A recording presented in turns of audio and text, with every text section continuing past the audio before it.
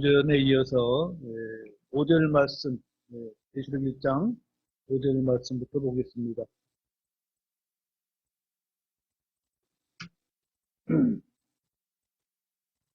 계시록 1장 5절입니다. 또 신실한 증인이시여 죽은 자들 중에서 처음 나신 분이시며 땅의 왕들의 통치자이신 예수 그리스도로부터 은혜와 평강이 너희에게 있기를 원하노라. 우리를 사랑하사 자신의 피로 우리 죄들에서 우리를 씻으시고. 오전에 드린 4절은 성부 하나님과 성령에 대한 말씀이라면은 5절은 주 예수 그리스도와 그분의 사역에 대한 말씀입니다. 예수 그리스도는 신실하신 증인이십니다. 예수 그리스도는 죽은 자들 중에서 처음 나신 분이십니다. 예수 그리스도는 땅의 왕들의 통치자이십니다. 예수 그리스도께서는 대언자이셨고 우리의 대제사장이셨고 우리의 통치자, 즉 왕이십니다. 예수 그리스도께서는 우리를 사랑하셔서 자신의 피로 우리의 죄들에서 우리를 씻으셨습니다. 예수님의 피는 곧 하나님의 피라고 사도행전 20장 28절에 말씀하고 있습니다. 이것은 무슨 말입니까? 예수님과 하나님은 동일하시다. 그 말씀입니다. 예수 그리스도께서는 우리를 사랑하셔서 자신의 피로 우리의 죄들에서 우리를 완전히 씻어 주셨습니다. 여러분들이 색안경을 껴보셨습니까? 선글라스라고 그러는데 그 색안경을 껴보시면은 노란색 안경을 쓰면 세상이 어떻게 보이죠? 노랗게 보입니다. 빨간색 안경을 끼면은 세상이 빨갛게 보입니다. 하나님께서는 저와 여러분들을 무슨 안경으로 보십니까? 예수님의 피의 안경으로 보십니다. 그러면 하나님께서 우리를 볼 때 어떻게 보십니까? 깨끗하게 보십니다. 이것은 자신의 생각과는 상관이 없어요. 내가 예수 그리스도를 믿느냐 안 믿느냐, 내가 예수님의 피로 내 죄가 씻겨졌느냐 안 졌느냐, 이것을 기준으로 삼아야지 나는 예수 믿었는데도 변함이 없어, 나는 참 아직도 죄를 짓고 있는 거 보니까 난 구원받지 못했나 봐, 이렇게 자신을 폭행할 필요가 없습니다. 왜냐하면 하나님께서는 예수 그리스도라는 안경으로 저와 여러분을 보시는 것입니다. 이게 믿음입니다. 자, 예수님의 피는 곧 하나님의 피라. 사도행전 20장 28절에 말씀하고 있음을 우리는 분명히 아시고, 예수님의 피는 상속 언약의 피입니다. 예수님의 피는 흠도 없고 점도 없는 어린 양의 보배로운 피라. 베드로전서 1장 19절에 말씀하고 있죠. 예수 그리스도는 자신의 피로 백성들을 거룩히 구별하셨다라고 히브리서 13장 12절에서 말하고 있습니다. 자신의 피로 우리를 구속하셨고 우리의 죄를 깨끗하게 하셨다. 에베소 1장 7절과 요한일서 1장 9절에서 그렇게 말씀하고 있기 때문에 그 말씀을 믿는 것이지 나의 어떠함을 믿어서는 안 됩니다.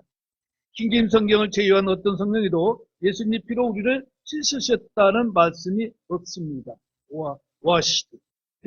계시록 1장 5절에 그렇게 되어 있죠. 근데 다른 성경에서는 이것을 뺐다는 얘기죠. 자, 여러분은 그분의 피로 씻음 받았습니까? 아멘. 가톨릭 사제들이 뿌리는 성수나 물세례나 기타 어떤 종교 행위로도 사람들의 죄는 씻기지 않습니다. 사람이 흘리는 피와 땀의 행위로는 결코 죄를 씻을 수 없고 제거할 수 없습니다. 절기마다 음숙하고 경건하게 종교 의식에 따라 드리는 황소와 염소의 피로는 결코 죄를 제거할 수 없다라고 히브리서 10장 4절에서 말씀하고 있습니다. 죄를 씻는 것은 예수 그리스도의 피밖에 없다는 것이죠. 에베소 1장 7절 읽어드립니다. 그 사랑하시는 자 안에서 우리가 그분의 피를 통해 구속 곧 죄들의 용서를 받았으니 이것은 하나님의 은혜의 풍성함에 따른 것이니라. 여러분들의 성경을 왜 읽습니까? 성경 기록대로 믿기 위해서 읽는 것입니다. 골로새서 1장 14절에서도 그분 안에서 우리가 그분의 피를 통해 구속 곧 죄들의 용서를 받았도다 라고 이미 마침표를 찍고 있습니다. 이건 받을 것이다가 아니라 이미 과거에 다 받은 것을 말하고 있죠. 그분의 피를 통해 우리는 용서, 구속, 화평, 의, 깨끗함, 거룩함을 입었습니다. 예수 그리스도의 피로 우리는 하나님과 가깝게 되며 은혜의 왕자로 다음 대에 나갈 수 있게 되었습니다. 하나님께서는 예수 그리스도의 피를 통해서 사람들을 보십니다. 예수 그리스도의 피를 통해 본 사람들은 모두 깨끗하게 보신다는 것이죠. 그러니까 하나님의 눈에는 예수 그리스도라는 안경이 끼어 있습니다. 신실한 증인이란, 5절에서 말한 신실한 증인이란 예수님께서 하나님 아버지를 정확하게 계시하시고 증언하셨다는 것입니다. 세상에 어떤 사람도 하나님에 관한 완전한 지식이 없고 그분을 정확히 증언할 수 없습니다. 오직 한 분 예수님만이 하나님의 신실한 증인이십니다. 그분은 아버지와 함께 계셨고 아버지로부터 보고 들은 것만을 말씀하셨기에 신실한 증인이라는 것입니다. 따라서 우리도 예수 그리스도의 신실한 증인이 되어야 하는 것입니다. 이 말씀을 볼 때 자녀를 둔 우리의 아버지나 어머니가 어떤 사람을 살아야 될 것인가? 그들이 아버지와 어머니가 행하는 것을 은연중에 보고 그것으로 듣고 그대로 행한다는 사실입니다. 그래서 옛날에는 인물이 맑아야 아랫물을 막다. 그 아비가 어떠한 것 같이 그 자식도 어떠하다. 그런 말씀들이 있지 않습니까? 우리는 하나님께서 행하신 일들을 예수 그리스도께서 우리에게 보여주셨고 우리는 또한 이제 예수님이 하나님의 자녀로 태어났기 때문에 그분이 말씀하신 것대로 따라서 행해야 되는 것은 너무나도 당연한 것입니다. 땅의 왕들의 통치자 5절에 그렇게 말씀하고 있는데 이 땅의 왕들은 자신이 최고의 권력자인 줄 알고 있습니다. 자신들 위에 절대적인 권세, 전지전능한 통치자가 있다는 사실을 그들은 잘 알지 못합니다. 유대인의 왕이시고 이스라엘 국가의 왕이시고 영광의 왕이시고 의의 왕이시고 평강의 왕이시고 또한 성도들의 왕이시며 왕들의 왕이십니다. 5절에서 예수님은 죽은 자들 중에서 처음 나신 분이란 표현에 특별히 주목하시길 바랍니다. 예수님은 죽은 자들 중에서 처음 나셨습니다. 부활의 첫 열매란 뜻입니다. 고린도전서 15장 20절에서 그러나 이제 그리스도께서 죽은 자들로부터 일어나사 잠든 자들의 첫 열매가 되셨도다. 그렇게 기록하고 있습니다. 이 외에도 모든 창조물 중에서 처음 나신 분이십니다. 예수님은 성령의 첫 열매라고 로마서 8장 23절에 말씀합니다. 아담은 하나님께서 만드신 첫 사람인데 예수님은 하나님의 말씀으로부터 사람으로 태어나신 첫 사람, 하늘에서 난 첫 사람입니다. 예수님은 모든 창조물 가운데 처음으로 하나님께 태어난 창조물이다. 비같은 쌈, 펄스 비같은 쌈 이렇게 말하고 있죠. 자, 예수님은 죽으셨지만 죽은 자들 가운데서 다시 일어나신 첫 사람입니다. 하나님은 예수 그리스도의 부활을 일컬어서 내가 이날 너를 낳았도다 라고 말씀하고 있습니다. 자, 시편 2편 7편 7절 보겠습니다.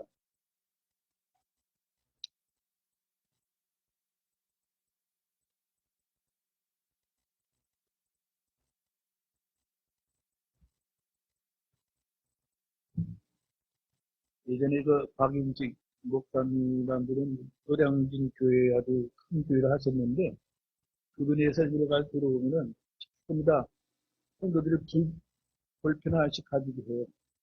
또 매별당에 적게 하거나 아니면 성경에다가 그 관련 구절들을 다 적게 해요. 그래서 그 사람들이 보는 성경은 여러분들 성경같이 이렇게 깨끗하지 않아요.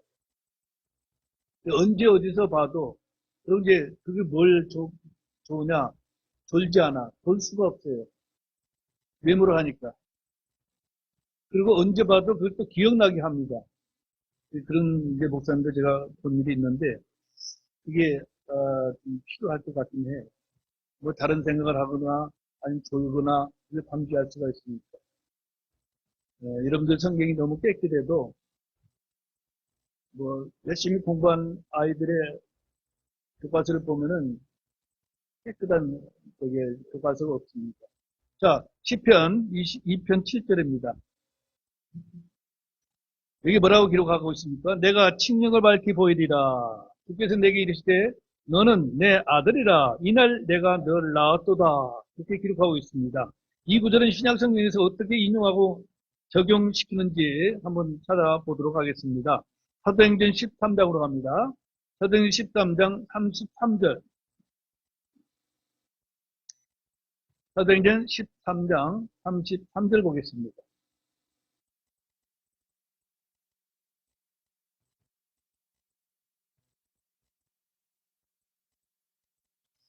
예, 사도행전 13장 33절에 바로 그 약속을 하나님께서 예수님을 다시 일으키심으로써 그들의 자신은 우리에게 성취하셨다는 것이다. 이것은 또한 시편 둘째 편에 너는 내 아들이라 이날 내가 너를 낳았도다 하고 기록된 바와 같도다. 이렇게 인용한 성경 구절들을 연결시켜 놓으면은 여러분들 나중에 주일학교로 학생들을 가르친다든지 또는 이제 여러분들 성경 읽을 때 관련 구절을 통해서 더 많은 은혜를 이룰 수가 있습니다. 예수님은 하나님께서 죽은 자들로부터 낳으신 아들이라. 그래서 5장 5절에 계속 반복해 기록하고 있습니다. 성경에는 죽었다가 다시 살아난 사람들이 몇 명 나옵니다. 엘리야나 엘리사는 죽은 아이들을 살린 적이 있습니다. 베드로와 바울 역시 죽은 자들을 일으킨 적이 있습니다. 우리 주님께서도 나인성 과부의 아들이나 또한 나사로, 회당장의 딸 등을 이제 죽음에서 일으켜 주셨습니다. 그러나 이들은 죽었다가 다시 살아났을 때 부활의 몸을 입은 것은 아닙니다. 요나는 고래 뱃속에서 나올 때 본래 흙으로 된 육신의 몸이 죽었다가 살아났습니다. 그들은 모두 부활의 몸을 입지 않았기 때문에 다시 죽을 수밖에 없습니다. 죽음을 보지 않고 하늘로 올려진 엘리야와 죽었던 모세는 함께 변화산에서 주님과 같이 영광 중에 부활의 모습으로 나타났습니다. 예수님은 죽으실 때 육체의 몸이었지만 죽은 자들로부터 일어나셨을 때는 영적인 몸, 영광스러운 몸, 하늘에 속한 몸이셨습니다. 이것이 역사상 첫 번째 있었던 일이라 그분을 첫 열매 또는 처음 나신 분이다 그렇게 말하고 있는 것입니다. 구약 성경에는 구약 성도들은 예수님의 부활 뒤에 일어났습니다. 여러분들이 마태복음 27장 51절로 53절을 보면은 예수님이 부활 후에 많은 성도들이 무덤에서 나왔다 이렇게 기록하고 있는 것을 보게 되는 것이죠. 우리는 그분과 같은 첫 열매 종류에 속한 자입니다. 우리의 간절한 소망도 썩지 않을 몸으로 부활하는 것입니다. 우리는 천한 몸, 땅에 속한 몸, 흙으로 된 몸, 썩을 몸이 죽거나 살아있을 때 주께서 이리로 올라오라 하시는 날에 부활의 영광스러운 몸, 영에 속한 몸, 하늘에 속한 몸, 썩지 않을 몸, 죽지 않을 몸으로 일으켜지고 호련히 변화하여 하늘에 있는 하나님의 천사들과 같은 몸이 되며 우리 주님과 같은 몸을 입게 되는데 이 몸은 영원히 쇠하지도 또한 병들지도 또한 늙지도 않습니다. 이런 몸을 입기를 원하지 않습니까? 자, 6절 보겠습니다.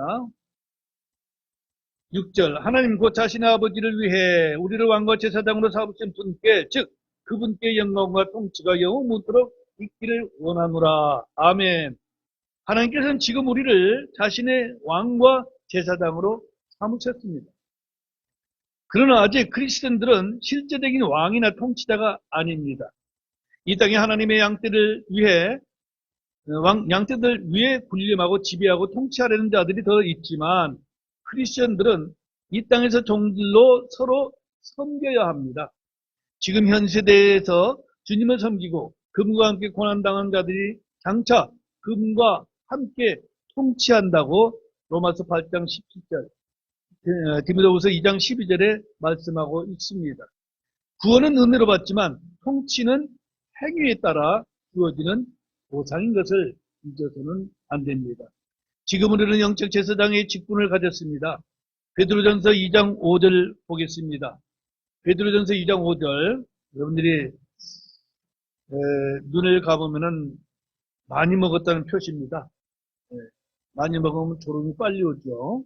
자, 베드로전서 2장 5절 너희도 살아있는 돌들로서 영적 집으로 건축되고 예수 그리스도로 말미암아 하나님께서 받으실 만한 영적 희생물을 드리는 거룩한 제사장이 되었도다 했습니다.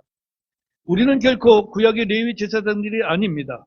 우리는 성전에서 희생물을 드리지 않습니다. 우리는 영적 희생물을 드리는 영적 제사장입니다. 그래서 지금 읽은 베드로전서 2장 그 밑에 9절을 보십시오. 그러나 너희는 선정된 세대요, 왕가의 제사장이요, 거룩한 민족이요, 특별 소유 백성이니 이것은 너희를 어둠에서 불러내어 자신의 놀라운 빛으로 들어가게 하신 분에 대한 찬양을 너희가 전하게 하려 함이라 했습니다. 우리는 주님을 찬양하는 왕가의 제사장입니다. 다가올 세대는 우리는 이 땅을 문자 그대로 물리적으로 다스리는 정치적인 힘을 지닌 왕과 제사장이 됩니다. 주님이 친히 세우시는 왕국에서는 칼을 든 자, 돈을 가진 자, 인기 많은 자가 왕이 되는 것이 아니라 현 세상에서 주님을 섬긴 크리스천들이 그들의 행위에 따라 왕이 되고 제사장이 된다는 것이죠. 계시록 5장 10절을 보십시오. 또 우리 하나님을 위해 우리를 왕과 제사장으로 삼으셨으니 우리가 땅에서 통치하리이다 하더라. 있습니까? 우리가 땅에서 통치하리라. 그 말씀은 문자 그대로 땅에서 왕으로서 통치하는 것이지 영적으로 다스린다든가 마음을 다스린다든가 영적 왕국을 다스린다는 식의 왜곡해서는 안 됩니다. 자, 계시록 1장 5절로 6절에서 예수님은 신실한 증인, 죽은 자들 중에서 태어난 자, 땅의 왕들의 통치자입니다. 이것을 시편 89편 27절에서 뭐라고 말씀하시는가? 또한 내가 그를 나의 처음 난 자로 삼아 땅의 왕들보다 더 높게 하며, 이 예언의 말씀은 다윗이 예수 그리스도에 관한 말씀인데 요한계시록 1장 5절과 6절 말씀과 일치하는 것을 볼 수가 있습니다. 계속해서 시편 89편 36절로 37절에서는 그의 씨가 영원히 지속되고 그의 왕자가 해같이 내 앞에 있으리니 그것이 달같이 하늘에 있는 신실한 증인같이 영원히 굳게 세워지리로다 하셨도다 셀라 그랬습니다. 시편의 처음 난 자, 땅의 왕들보다 높게 된 자, 왕들의 통치자, 신실한 증인이란 세 가지 타이틀이 나옵니다. 주님께서는 내가 그를 만들리라 하셨는데 이는 우리 주님에 관련된 예언의 말씀입니다. 오늘 계시록 1장 5절로 6절에서 예수님께서 우리와 관련해서 하신 일은 우리를 사랑하사 자신의 피로 우리의 죄들에서 우리를 씻으시고 우리를 왕과 제사장으로 삼으신 분입니다. 주님께서 하신 일을 높이 찬양하고 열심히 전하는 자가 되시기를 바랍니다. 그것이 왕가의 제사장이 해야 할 사역이라는 사실을 잊지 마십시오. 자, 7절 다 같이 읽겠습니다. 계시록 1장 7절 시작. 보라, 그분께서 구름들과 함께 오시리라. 모든 눈이 그분을 보겠고 그분을 찌른 자들도 볼 것이요 땅의 모든 족속들이 그분으로 인해 통곡하리니 참으로 그리하리라. 아멘. 자, 그러면 끝장 22장 12절도 한번 보겠습니다. 계시록 22장 12절. 손가락으로 책갈피를 하시면서 왔다 갔다 하시면은 연결 잘 될 겁니다. 계시록 22장 12절 시작. 보라, 내가 속히 가리니 내가 줄 보상이 내게 있어 각 사람이 그가 행할 행위대로 주리라. 아멘. 자, 이런 말씀을 보면서 여러분들이 지금 어떤 삶을 살아야 될 것인가, 어떤 행동을 해야 될 것인가, 어떤 믿음의 행위로 내가 살아야 될 것인가, 이것을 여러분들 마음에 새겨야 됩니다. 그래야 성경을 읽거나 설교를 들을 때 이게 나와 어떻게 적용이 될 것인가, 이것이 아무런 관련이 없이 그냥 한 귀로 듣고 한 귀로 흘러버린다면은 우리는 주님 앞에 받을 것이 아무것도 없고 주님께서 주신다는 제사장 직분이나 왕의 직분을 기대할 수가 없는 것입니다. 주님의 공중재림은 자신의 피로 구원받은 성도들 불러가셔서 그들의 행위에 따라 보상을 주시려는 것입니다. 그 말이 어디 있습니까? 고린도후서로 가겠습니다. 고린도후서 5장 10절 보십시오. 우리는 지금 어떤 삶을 살아야 될 것인가? 그냥 막연히 내가 구원받았으니까로 만족할 것이 아닙니다. 이제 주님이 이 땅에 오셔서 세상을 통치하실 때 저와 여러분들을 왕으로 삼을 것인가? 제사장으로 삼을 것인가? 자, 고린도후서 5장 10절 어떤 일이 우리한테 벌어질 것인가? 시작. 이는 우리가 반드시 다 그리스도의 심판석 앞에 나타날 것이기 때문이라. 이로써 각 사람이 좋은 것이든 나쁜 것이든 자기가 행한 것에 따라 자기 몸 안에서 이루어진 것들을 받으리라. 아멘. 이런 말씀을 읽을 때 여러분들이 어떤 마음이 듭니까? 두려운 마음이 듭니까? 아니면 나와 상관없다는 마음이 듭니까? 그리스도의 심판석은 자신의 성도들이 행한 행위에 대한 보상을 위한 것이지 자잘못을 심판하는 자리가 아닙니다. 이미 우리는 구원받았기 때문에 그때 네가 세상에서 어떤 일을 행했느냐 그 행위에 따라서 상을 주시는 것이죠. 지난 서론에서 살펴본 대로 계시록 1장 7절 상반절은 주님의 공중재림인데 이는 성령을 통해 이 땅의 성도들의 몸 안에 오시는 임재가 아니라 올리브산에서 제자들이 보는 앞에서 천사들과 함께 올라간 그 동일한 예수님이 부활의 몸을 입고 가신 모습 그대로 다시 오시는 장면을 그리고 있고 주님의 공중재림과 성도들의 휴거는 세상이 모르게 은밀한 가운데 일어납니다. 그러니까 본인만 아는 것이죠. 내가 시온아 올라오라 그러면 시온이만 아는 것이고 네? 김동광 올라와 그러면 김동광이만 아는 것입니다. 네, 그렇기 때문에 세상에는 알 수가 없죠. 왜? 도둑 맞는다고 그랬으니까.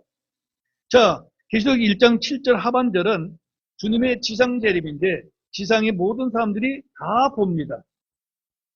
그분을 찌른 자들, 즉 로마인들도 볼 것이요. 그분의 지상 재림은 세상 사람들의 기쁨과 환호가 아니라 이 땅의 모든 불법과 죄들과 원수들을 심판하고 멸망시키실 것이므로 이 땅의 모든 사람들이 통곡을 하게 되는 것입니다. 성령께서 기록하신 하나님의 말씀 꾸며낸 이야기가 아니라 역사적인 사실이요 실체임을 알고 확인할 때 믿지 않았던 사람들이 통곡하는 것 외에 아무 할 일이 없을 것입니다. 자, 계시록 22장을 가십시다. 22장 20절. 계시록 22장 20절. 네, 다 같이 읽겠습니다. 이것들을 증언하시는 분께서 이르시되 내가 반드시 속히 가리라 하시는도다. 아멘. 주 예수님이여 과연 그와 같이 오시옵소서. 여러분들이 지금 주님을 기다리고 있습니까? 주님 오심이 여러분들의 가장 큰 소망이십니까? 주님은 친히 자신의 입으로 내가 반드시 속히 가리라고 하십니다. 누군가 주님이 더디 오실 것 같다거나 안 오실 것 같다고 한다면 그는 현재 불신 가운데 있는 것입니다. 깨어있는 성도들의 마음속에는 주님의 공중재림의 임박성이 있습니다. 주님은 이 책에 대언의 말씀들을 봉인하지 말라고 하셨습니다. 성경은 봉인된 책이 아니라 열린 책입니다. 겉으로 드러내 보여주셨습니다. 문제는 닫힌 눈, 닫힌 마음입니다. 불신은 마음을 가립니다. 마귀는 믿지 못하도록 사람들의 마음을 가리고 있다고 고린도서 4장 3절로 4절에 말씀하고 있습니다. 자, 다시 본문 7절입니다. 계시록 1장 7절. 보라, 그분께서 구름들과 함께 오시리라. 모든 눈이 그분을 보겠고 그분의 찌린 자들도 볼 것이요. 땅의 모든 족속들이 그분으로 인해 통곡하리니 참으로 그리하리라. 아멘. 이 구절은 교회가 큰 환난 전에 휴거되는 진리를 분명히 보여주고 있습니다. 휴거된 성도들은 구름들 속으로 채 올라가고 그분이 하늘로부터 내려오셔서 공중에서 만날 때 우리는 통곡하지 않고 기뻐합니다. 모든 성도들의 소망이 이루어지는 순간입니다. 그리고 주님이 지상으로 오실 때 우리는 영광 중에 흰말을 타고 그분의 뒤를 따라오게 됩니다. 만약 일부 주장대로 크리스천들이 큰 환난을 통과해야 한다면 우리는 그분의 재림을 보면서 기뻐하고 즐거울 것이 아니라 통곡해야 할 처지입니다. 그러므로 기록된 말씀과 맞지 않습니다. 골로새 3장 4절에서 우리의 생명이신 그리스도께서 나타났을 때에 너희도 그분과 함께 영광 속에서 나타나리라. 얼마나 멋진 구절입니까? 큰 환난 때 우리는 땅에 있지 않고 하늘에 있습니다. 주님께서 구름들과 함께 오시리라고 말합니다. 구름들을 타고 오시는 것이 아니라 구름들과 함께 옵니다. 주님의 출현, 현현에는 항상 구름이 함께 나타나는 것을 우리가 볼 수가 있죠. 이 구절은 구약의 역사적인 배경이었습니다. 시내산에서 이스라엘에게 율법을 주실 때 구름이 엿새 동안 그 산을 덮었습니다. 성막을 지어 복원할 때 구름이 회중의 장막을 덮었습니다. 회중이 모세와 아론을 대적할 때 회중의 성막 쪽에 구름이 덮여 있었습니다. 예수님께서 구름들과 함께 오신다는 것은 그분이 구약 성경에 계시된 주 하나님이심을 증명하고 있는 것입니다. 자, 다니엘서로 가겠습니다. 다니엘서 7장 13절. 다니엘서 7장 13절.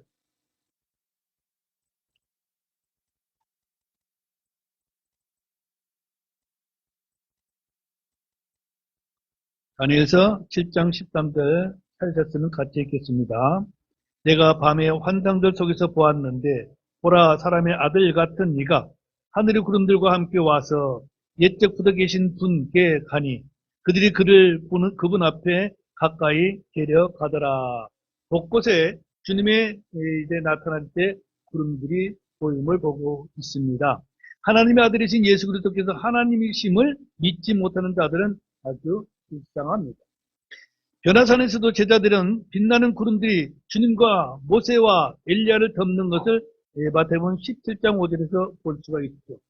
주께서 부활 승천하실 때에도 구름이 그분을 받아들였습니다.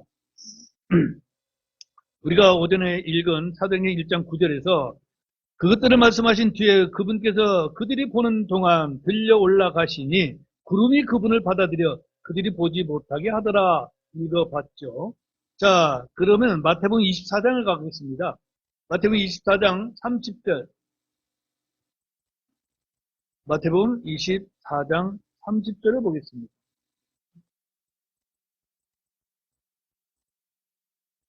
마태복음 24장도 환란 땅이라고 여러분들에게 말씀을 드렸죠. 30절 다 같이 읽겠습니다. 그때 사람의 아들의 표적이 하늘에 나타나겠고 그때 땅의 모든 지파들이 애곡하며 사람의 아들이 권능과 큰 영광을 가지고 하늘의 구름들 가운데서 오는 것을 보리라. 아멘. 주께서 지상에 재림하시는 것을 보는 땅에 거하는 사람들이 통곡하는 이유는 하늘에서 내려오는 그 분이 주 예수님을 그것을 한눈에 알아보기 때문입니다. 그분이 심판주로 오시기 때문에 주님은 십자가의 죽으심과 부활 이전에 이미 자신의 재림을 말씀해 주셨습니다. 예수님이 올라가실 때 다시 오실 모습을 대해서도 미리 사도행전 1장 10절, 11절에서 말씀해 주셨습니다. 그 말씀들이 이루어질 순간입니다. 주님은 문자적으로 사람들이 눈에 보이기에 천사들과 함께 부활하신 몸이 하늘로 올라가셨습니다. 주님은 부활하신 몸을 입은 그대로 올라가시면서 재림 때 오실 모습 역시 동일하다고 말씀하셨습니다. 이런 모습이 아닌 다른 모습으로 등장하는 어떤 존재들이 있다면 그는 결코 부활하시고 승천하신 예수 그리스도가 아닌 것입니다. 스가랴서 12장 10절은 십자가에 못 박히신 예수 그리스도에 관한 이야기를 말씀하고 있죠. 스가랴서 12장 10절 한번 보겠습니다. 앞으로 이제 환란 때 일어날 일들을 곳곳에 이렇게 예언해 두고 계신 것을 보게 되는데요. 스가랴서 12장 10절.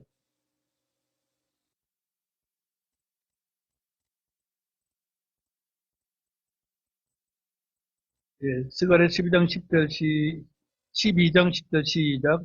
내가 다윗의 집과 예루살렘 거주민들 위에 은혜의 영과 간구하는 영을 부어주리니 그들이 나 곧 자기들이 찌른 나를 바라보고 사람이 자기 외아들로 인해 애곡하듯 그로 인해 애곡하며 사람이 자기의 처음 난 자로 인해 쓰라리게 슬퍼하듯 그로 인해 쓰라리게 슬퍼하리라. 자, 얼마나 이제 정확한 예언을 하고 있습니까? 유대인들은 자기들이 찌른 예수님을 보고 애곡하고 쓰라리게 슬퍼할 것입니다. 요한복음 19장 37절을 보십시오. 또 다른 성경 기록이 다시 이르되 그들이 자기들이 찌른 자를 보리라 하느니라. 교회는 이 땅에서 재림하시는 주님을 보는 것이 아니라 먼저 들림 받았다가 그분과 함께 옵니다. 유대인들과 그들을 지배하던 로마인들은 십자가에 못 박혔던 예수님을 보았고 자기들이 찌른 주님께서 다시 오시는 것을 보게 됩니다. 주의 재림이 이렇게 공개적이라면 도둑같이 오시는 주님의 모습은 무엇입니까? 우리는 주의 날의 밤에 도둑같이 온다는 사실을 잘 압니다. 주님이 도둑같이 오시지만 결코 도둑같이 우리를 덮치지 못한다고 이제 데살로니가전서 5장 4절에 기록하고 있습니다. 우리는 낮의 자녀요 빛의 자녀이기 때문입니다. 도둑은 예기치 않는 시각에 아무도 모르게 오는 것을 말합니다. 그러나 우리는 주님과 함께 오게 되는 것이죠. 성도들을 데리러 오시는 주님의 공중 재림은 큰 환란 전에 비밀스럽게 옵니다. 이 땅에는 아무도 알 수가 없죠. 사건이 벌어지고 난 후에야 알게 되는 것입니다. 성도들의 휴거 때 가족 중에 믿지 않는 사람에게는 사랑하는 믿는 가족을 도둑 맞는 것 같이 사라진 것을 보게 될 것입니다. 여러분들 가족 중에는 이런 사람이 없기를 간절히 바랍니다. 세상 불신자들은 아무도 그분을 보지 못합니다. 그분께서 구름들과 함께 오시는 것이 아니라 성도들이 구름들 속으로 채여 올라가기 때문입니다. 자, 이제 계시록 1장 8절 보겠습니다. 계시록 1장 8절 봅니다. 자, 같이 읽겠습니다. 나는 알파와 오메가요 시작과 끝마침이라. 지금도 있고 전에도 있었고 앞으로 올 주 곧 전능자가 말하노라. 주님은 시작과 끝이요 처음과 마지막입니다. 알파와 오메가는 글자를 말하죠. 알파와 오메가는 그리스어 알파벳의 첫 글자와 마지막 글자인데 주님은 자신을 글자라고 말씀하고 있습니다. 그렇다고 해서 글자가 곧 하나님이란 말은 아닙니다. 글자는 말씀을 표현하는 수단인 것입니다. 요한복음 1장 1절에서 처음에 말씀이 계셨고 말씀이 하나님과 함께 계셨으며 말씀이 하나님이셨더라. 예수 그리스도는 하나님의 말씀이요 하나님을 밝히 드러내는 수단입니다. 예수 그리스도는 이 땅의 모든 사람들에게 영이요 말씀이신 하나님을 드러내 주셨고 보여주셨습니다. 알파와 오메가 시작과 끝마침이란 주님께서 모든 것을 다 드러내 보여주신다는 말씀이 될 것입니다. 계시록 22장 13절에도 나는 알파와 오메가요 시작과 끝이요 처음과 마지막이라 말씀하고 있습니다. 예수님은 모든 단어, 모든 말의 첫 글자가 되시고 마지막 글자가 되십니다. 존재하는 모든 것의 시작은 주님으로 말미암습니다. 주님 없이 된 것은 하나도 없다는 말입니다. 주님의 말씀으로 만물을 창조하셨습니다. 그리고 말씀의 권능으로 그 만물을 붙들고 계십니다. 존재하는 모든 것의 끝, 마지막은 주님으로 말미암습니다. 주님은 창조자요, 성취자요, 완성자이십니다. 율법을 주신 분이며 율법의 성취자이십니다.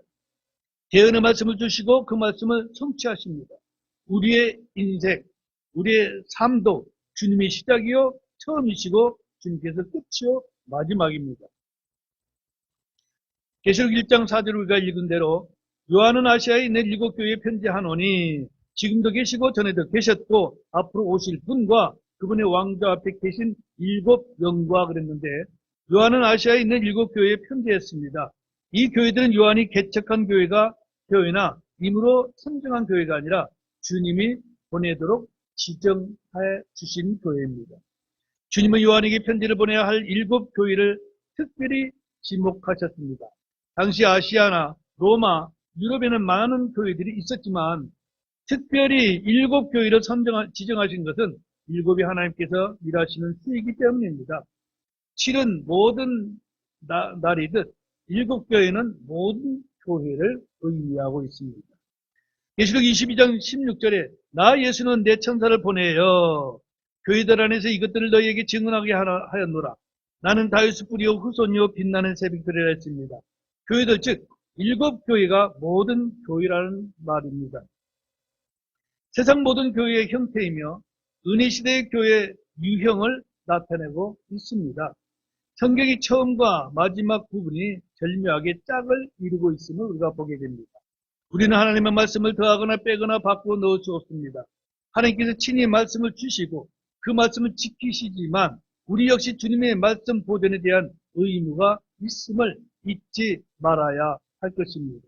자, 계시록 22장 18, 19절 여러분들이 잘 아시는 구절입니다만 다시 한번 읽어보겠습니다. 계시록 22장 18, 19절.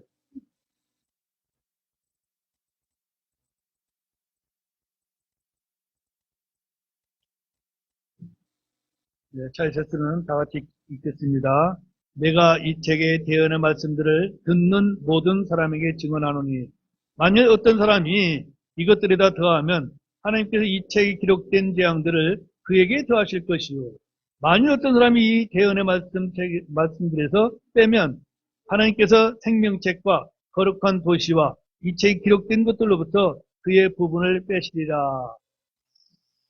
개혁성경에는 어떻게 되는지 여러분들 잘 아시죠? 네. 거룩한 성에 참여함을 제하여 버리라. 이 말씀이 무슨 말인지 아십니까? 얼마나 두려운 말씀입니까? 천국에 너희는 못 가, 이 소리예요. 그런데 그 성경을 읽으면서도 아무런 감정이 없는 사람들은 문자대로 저희 믿는 사람들이 아니라고 봅니다. 만약 여러분들도 그렇다면은 여러분들은 정말 하나님 말씀과는 별개로 사는 것이죠. 모든 성도들은 순수하게 보존된 주의 말씀을 가지고 있어야 하며 그대로 지켜야 합니다. 소위 학자란 사람들이 성경을 제 멋대로 칼질하면서 더 좋은 번역, 더 나은 성경을 만들었다고 자랑합니다. 지키라는 말씀들을 없애버리거나 그 속에 자신들의 말을 더해버립니다. 주님의 엄중한 경고를 듣고 주의해야 합니다. 이 책을 지키는 자에게 복이 있지만 더하거나 빼는 자에게는 재앙들이 있음을 알아야 할 것입니다. 8절에서 나는 알파와 오메가요. 예수님의 자기 계시, 자기 선포입니다. 이는 계시록에 4번이나 나옵니다. 7장 8절, 11절, 21장 6절, 13절. 이렇게 히브리어 알렙과 탑으로 기록된 구약 성경과 달리 신약 성경은 헬라어 그리스어죠. 헬라 알파와 오메가로 기록되었으며 처음부터 끝까지 각 단어의 글자들, 즉 1.1회까지 모두 주 예수 그리스도를 증언하는 그분의 말씀임을 선포하고 있는 것입니다. 자, 나는 알파와 오메가요라고 하심으로 성경에 주어진 말씀은 모든 주님을 현현하는 계시의 수단이 되는 것입니다. 말씀이신 하나님은 말씀으로 자신을 계시하셨습니다. 그러므로 우리는 성경은 주 하나님과 동등한 거리와 신격을 지닌 것으로 생각하고 그렇게 믿어야 합니다. 말씀은 처음부터 계셨고 지금도 계시고 앞으로도 영원히 계십니다.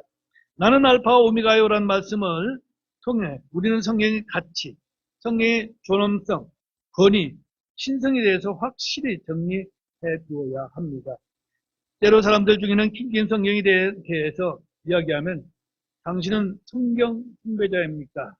이렇게 비아냥거리는 사람도 있습니다. 성경이라는 책을 숭배하면 우상이 된다라는 말을 하는 사람도 있죠.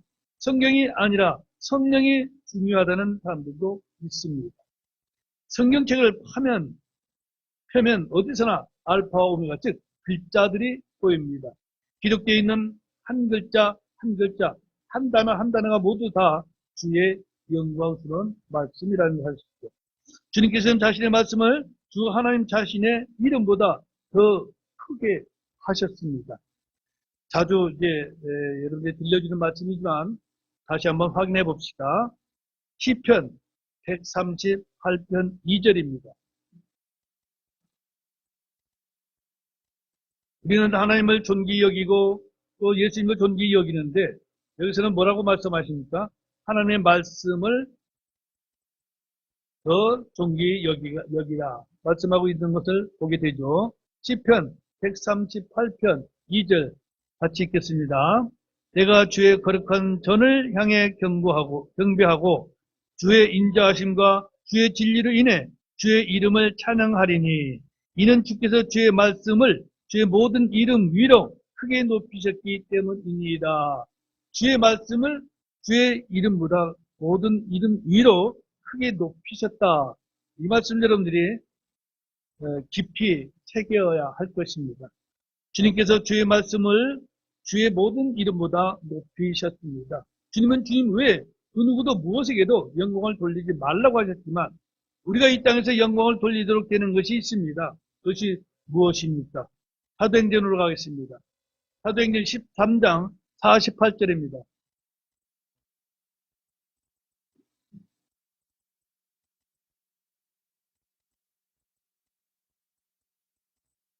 사도행전 13장 48절.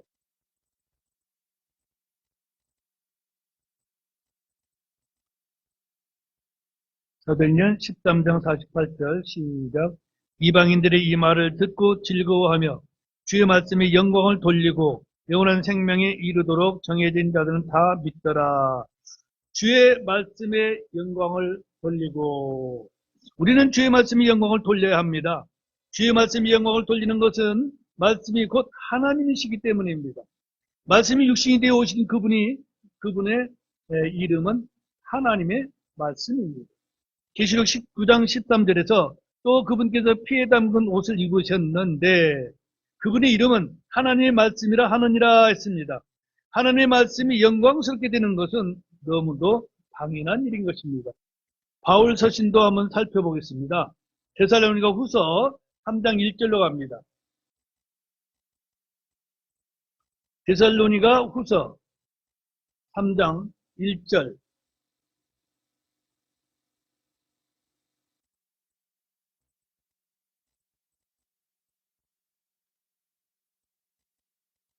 데살로니가 후서가 어디로 이사 갔니, 그지? 자, 데살로니가 후서 3장 1절 찾으셨으면 같이 읽겠습니다. 끝으로 형제들아, 우리를 위해 기도하되 주의 말씀이 너희와 함께 있을 때와 같이 자유로운 행로를 가져 영광스럽게 되며 주의 말씀이 영광스럽게 되며 주의 말씀은 곧 주님과 동일하심으로 그분의 말씀이 영광을 돌리는 일은 우상 숭배가 아니라 성도들의 마땅한 직무인 것을 잊지 마시기 바랍니다. 성경을 높이고 영광스럽게 하는 자가 되시길 바랍니다. 성경은 하나님의 말씀이므로 아무리 찬양하고 높이고 영광을 돌려도 우상 숭배가 되지 않습니다. 자, 다시 이제 8절로 갑니다. 계시록 1장 8절에 나는 알파와 오메가요 시작과 끝마침이라. 지금도 있고 전에도 있었고 앞으로 올 주 곧 전능자가 말하노라. 주님의 시작과 끝마침이십니다. 처음인 자가 이사야서 41장 27절에 보니까 처음인 자가 시온에게 이르기를 보라 그들을 보라 할 것이며 내가 좋은 소식을 가져오는 자를 예루살렘에 주리라 했었습니다. 주님은 처음인 자는 하나님 또는 이사야 41장 20절 골로새 1장 18절에서는 또 그분께서 몸 곧 교회의 머리시니라. 그분께서 시작이시요 죽은 자들로부터 처음 난 자이시니 이것은 그분께서 모든 것 가운데서 으뜸이 되려 하심이라. 골로새서 1장 18절에 그렇게 기록해 놓았음을 보게 됩니다. 예수님은 처음이십니다. 결코 사람, 서민, 민중이 처음이 아닙니다. 우리는 국민이 처음이요, 국민이 주인이요, 이런 정치적인 이야기가 있지만은 성경에서는 그렇게 말씀하지 않죠. 조국, 민족이 문제가 아닙니다. 가족이 문제가 아닙니다. 나 자신이 문제가 아닙니다. 하나님 말씀으로 처음부터 계셨고 처음이요 시작하신 분이 말씀이신 예수님이십니다. 모든 것은 주님으로부터 시작해서 주님으로 끝납니다. 주님으로부터 시작되지 않는 창조물은 없습니다. 주님으로부터 시작되지 않는 생명은 없습니다. 구속사역은 주님으로부터 시작해서 주님이 끝마치십니다. 시작과 끝마침이라는 말씀은 예수님께서 구약의 여호와 하나님과 동등하신 분이시요 한 분이심을 증언하고 있는 것입니다. 자, 구약 성경 이사야서로 한번 가봅시다. 이사야서 44장 6절 보겠습니다.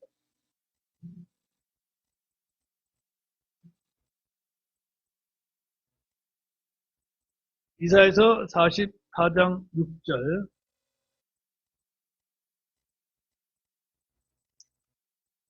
네, 이사야서 44장 6절. 같이 읽겠습니다. 이스라엘 왕, 주, 곧 그의 구속자인 군대들이 주가 이같이 말하노라. 나는 처음이요 나는 마지막이니라. 나 외에는 신이 없느니라. 구약성경에 익숙한 독자들이라면 쉽게 예수님의 신분과 정체를 파악할 수 있을 것입니다. 더 나가서 이사야 48장 12절로 갑니다. 이사야서 48장 12절. 네, 같이 읽겠습니다. 오 야곱아, 내가 부른 자 이스라엘아, 내 말에 귀를 기울이라. 나는 그니 나는 처음이요 또한 나는 마지막이니라. 아멘. 주님은 육신을 입고 사람이 되신 하나님이십니다. 사람들은 이분을 알아보지 못하고 멸시했고 배척하고 십자가에 못 박아 찔러버렸습니다. 주님은 지금 계십니다. 주님은 전에도 계셨습니다. 주님은 앞으로도 계십니다. 주님은 지금 우리의 대제사장으로 저 하늘에 계십니다. 주님은 전에 대언자로 계셨습니다. 주님은 앞으로 만왕의 왕으로 영원히 계십니다. 주 곧 전능자가 말하노라. 오늘 8절에서 말하는데 전능자는 주님의 다른 이름으로 성경에 총 50번에 걸쳐 반복적으로 나옵니다. 전능자는 하나님 자신입니다. 주님은 아브라함에게 나는 전능자 하나님이라 창세기 17장 1절에 말씀하셨고 또한 창세기 35장 11절에도 야곱에게 나는 하나님 곧 전능자니라 말씀하고 있습니다. 전능자 주님께서는 불가능이 없고 어려워서 못하실 일이 없습니다. 사람이 불가능하다고 생각하고 판단할 때 주님은 그때부터 자신의 일을 시작하십니다. 사람의 끝이 주님께는 시작입니다. 주님의 십자가의 죽으심은 죄인들이 죄가 끝나는 지점입니다. 주님은 십자가에서 새로운 창조, 새로운 생명을 시작하시는 것입니다. 여러분들이 스스로 할 수 있다고 생각하는 것은 주님이 돕지 않습니다. 그러나 여러분들이 할 수 없고 주님께서만 하실 수 있다고 주님을 믿고 주님께 간구할 때 주께서 비로소 여러분들을 위해서 일을 하실 것입니다. 아브라함과 사라는 자신들의 몸에서 자식이 태어나는 것이 완전히 불가능함을 알았습니다. 각자 자신들의 몸 상태를 알았고 더 이상 생물학적으로나 의학적으로 출산이 불가능했습니다. 그때 하나님이 오셔서 주에게 너무 어려운 일이 있느냐? 창세기 18장 14절에 말씀하셨습니다. 우리는 이 하나님을 온전히 믿을 때 불가능이 없습니다. 하나님은 제한하시지 않는다고 시편 78편 41절에 말씀하고 있습니다. 창조주신 주께서 어려운 일, 힘든 일은 아무것도 없습니다. 주님이 계획하시고 말씀하신 일의 가능성, 확률을 따지지 마십시오. 주님은 잉태 소식을 들은 마리아는 남자를 안 일이 없으므로 이해하지 못했었습니다. 그런데 그때 주께서 뭐라고 말씀하셨습니까? 하나님께는 불가능한 일이 없느니라. 누가복음 1장 37절에 말씀하시므로 마리아는 그 말을 받아들였습니다. 사람들이 생각하기 전에 가능성이 없는 0%의 확률일 때 어떤 소망도 미련도 둘 수 없을 때 우리는 끝이라고 말할 때 주께서는 일하시기 가장 좋은 때임을 알아야 될 것입니다. 그래서 우리는 전능하신 주님께 모든 것을 맡기고 간구하는 것입니다. 주께서 불치병자들을 고친 기록들을 보십시오. 누가 보아도 불가능한 병자들이 질병을 고치셨음을 여러분들은 성경을 통해서 너무나도 잘 알고 있습니다. 그러나 아는 것으로 끝나면 안 됩니다. 그분의 능력을 믿는다면 그분께 여러분들이 간구하고 부탁하고 기도하는 것은 너무나 당연한 일일 것입니다. 오늘 8절까지 말씀을 보고 다음에 9절부터 보겠습니다.